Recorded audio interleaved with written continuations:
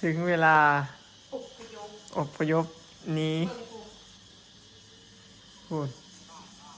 แมนเบิร์ดได้พี่น้องเนี่ย ทุกหอบเนาะ เตรียมมาไว้นี่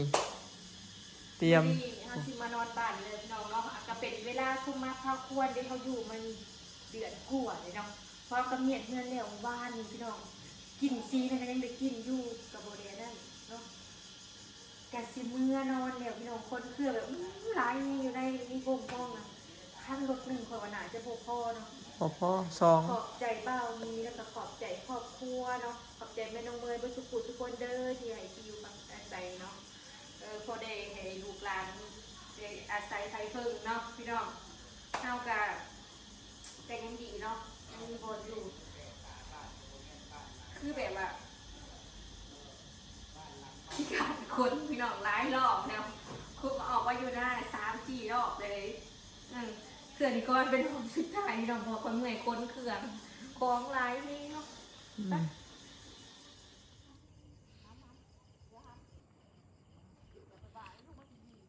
เฮาฮากะฮอดเฮือนเฮาพี่น้องเนาะบ่ทันได้ต่อไฟพี่น้องแต่ว่าเฮาอยากเข้ามาอยู่ก่อนเนาะฮอดเฮือนแล้วเบิ่งเครื่องของเฮาเอาเหยาะชิ้นโพดโพฮุบหอบพี่น้องไว้เต็มรถจ้า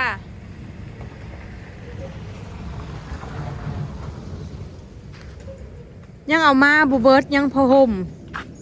รถเต็มทั้งในกับเต็มพี่น้องขี้ฝุ่นบ่ได้อยากให้เว้าโอ้ป้าทอะ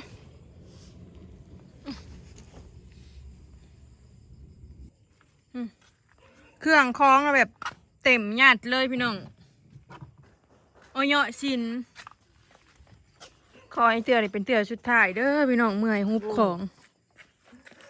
ยังสี่เถื่อแล้วบ่ให้เขาออกนอนนาเนาะรอบก่อนนะเป็นยังไง รอบก่อนนะมั่งเพดาน รอบก่อนมาก แล้วก็ฮุบลูกออกนอนนากับเกือบเดือนคือกันรอบที่สองมาเลยมันการดูกรรม สี่เถื่อนี่ 4 เดือน 3 เถื่อทำอิฐกับยู่กับได้ลูกเถื่อที่สองก็มั่งเพดานเถื่อที่สามละมั่งเฮือนเถื่อที่สี่นะเถื่อที่สาม มี3มาเนี่ยสักทีแรกยือยู่บ่ ที่เก่าที่เดิมจื้อนั่นแหละเวลามาเห็นเฮือนเพิ่นเข้ามาเป็นไงปะคนเครื่องไฟแม่ก็ยังบ่ได้ต่อลูกเอ้ยเมียนแล้วเป็นอะไรแน่ขี้ฝุ่นหอมแม่ป้าดีใจอยู่ลูก ดีใจแล้วแหละชอดกู ลิ้นมาเด้อมาเป็นคนเครื่องไปลูก บนเครื่องแม่ไป เพิ่นจื้อว่าซั่น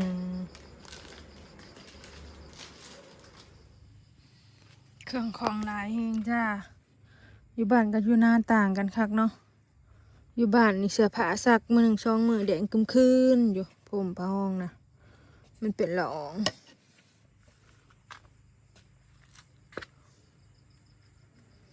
ข้างหลังก็เต็มหยัดจนบ่มีบอนหยัดเอาสิคนเครื่องแล้วจังสิลงไปวันเกิดสาวแสงเนาะมื้อนี้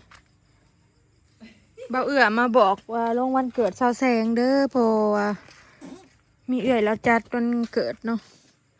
คนเครื่องแล้วพุ่นล่ะพี่น้องเอ้ยคำมากับวนเฮ็ดกินเฮ็ดอยู่หมูมาเป็ดไก่จักลูกจักตาโอ้ยไปสิแล้วเวีย อุ้ยสาวหน่อยยืน เอ้ยสาวพูดยังมืดพี่น้องหันกับคนเครื่องเต็มเบิดพี่น้องเอ้ยหมู่บ้านเมืองนั้นกักตุนเงินกักตุนคำพี่น้องนางนะกักตุนแผบจักจะลืมข้าวกักตุนแผบกับน้ำยาพระพานุ่ม โอ้จอมปวดจอมปวด อันนี้เขาเจ้าหิวมาตะมุกพี่น้องเขาเจ้าอันหิวมาน่ะอันนี้330 บาทรวมทั้งค่าหิวอยู่ฝั่งไทยเขาเจ้าขายกันเท่าไรจ้า ถ้าว่ามันเบิดเนี่ยล่างดีๆแล้วเอาไปใส่น้ำมันได้จ้ะน้ำมันรถ มันอยากมาดู กระตุกมันนะ กินได้หรือบ่ได้ ได้เฮาล่างดี เอาโยกเขาไปได้บ่ได้เอาหินใส่เนี่ยคือคนสมัยก่อนเอาหินเอาทรายอย่างออกไปแล้วสั่นใช่ไหมตะกี้อึดกระตุกน้ำ ๆไผสิคิดคือเจ้า ล่างตะกี้นะ ไม่ล่างขวดนมสิอึดเสีย ล่างใส่น้ำกิน ตะ เนาะ กี้ก็ล่างใช้น้ำกินตะกี้ เอาใส่หินใส่ทรายเนาะสั่นสั่นเนาะ อลิสดีใจบ่พุ่นเหือเหยาะเหือหยังเปิดแอร์บ่ได้จังว่าล็อกแล้วไปจักรอยลิ้น เปิดแอร์บ่ได้บ่ หลอกเอาไป ดีใจอยู่ลูกดีใจอยู่แม่ ดีใจ ได้เข้ามาอยู่เฮือนเฮาแล้ว พื้นมาหอดแล้วก็เล่น เล่น เดินทางไม่ เป็น ถูก โว คือ ไอ้ แม่ นี่ ดูนะอยู่อยู่ ผู้ อยู่กับมาแม่ เมียนเครื่องเลยนะ เพื่อนเนี่ยเพื่อนเลย นางหู้อยู่บ่หู้ดอกว่าเขาเฮ็ดหยังกับเฮือนนางพี่น้องแต่ว่าเวลาเห็นเฮือนน่ะเคยพามาเบิ่งสองเทื่อ เพิ่นว่าจื้อ กะแลนแกท่านแลนแกนี่ว่ามันสิหายบ่หายเด้อแลนเพิ่นบ่อยู่ จื้อเฮือนเจ้าของ มาเลยนะ กุ้งเอาใส่ตู้เย็นไว้ลูกใส่ตู้แช่ไว้ มาแม่เอาไปไว้มา บ่มีลงไปน้องแล้วได้กุ้งขึ้นมา2โตไปเอาปลาตึกแหก็เลยคอตัวหนึ่งกุ้งตัวสลอยอันปล่อยแหละพี่น้องตัวใหญ่เลย มีตัวใหญ่ๆ ยังบ่เบิดอยู่เนาะอาบน้ำนอนลูกแม่สิลงเฮือนเจ้าแชงเด้อเจ้าแม่สิขึ้นมาจักนมจักบุละเสือผ้าพกคือเก่าพี่น้องมื้ออื่นพุ่นละเฮาจังสิเมียนก็ดีใจเนาะได้อยู่เฮือนเจ้าของพี่น้องเนาะ แล้วเลยเนาะ ถึงสิบ่งามสิบ่หรูหราแต่ก็พออยู่มันก็ดีจากเก้านะพี่น้องเนาะมันก็เป็นความภูมิใจของเฮาหามาด้วยตัวเองเนาะก็ดีใจเลยพี่น้องได้ซ้ำนี้ก็โอเคนี่เฮาก็ยังบ่อนจอดรถถูกยังหกอยู่เฮายังบ่ได้เทพื้นพี่น้องเดี๋ยวเฮาสิเฮ็ดไปเรื่อยๆเนาะตามกำลังพี่น้องเฮ็ดตามกำลังเฮาเมื่อยตั้งแต่เป็นเดือนแล้วพี่น้องเฮาบ่ได้ค่อยพักเลยเฮาก็เลยดินจี้ก็เอาไว้นี้ก่อนเนาะเฮาพักจักมื้อก่อนจังสิคนออกคนก็เฮาบ่มีรถไถพี่น้องมีแต่ไปหายืมรถไถเขาเจ้าไปเกนั่นเกนี่กันเนาะอีแม่บัดนี้ก็มีห้องแล้วไปเบิ่งดูแม่ เอาลิฟมาแม่ลูกมาแม่มาแม่ แม่ไปเบิ่งดูห้องจ้ะนะ ไปลิอีนางก็ ป้า หาไอ้นางมาดู ไปเบิ่ง ไอ้นางมาดู ไป เอาไอ้นางมาดูไปลิอีนางก็กี้ เบิ่งห้องใหญ่ไป กี้ งานทำมันแคบเฮายังบริการบอลไว้เครื่องไป อะไร จริง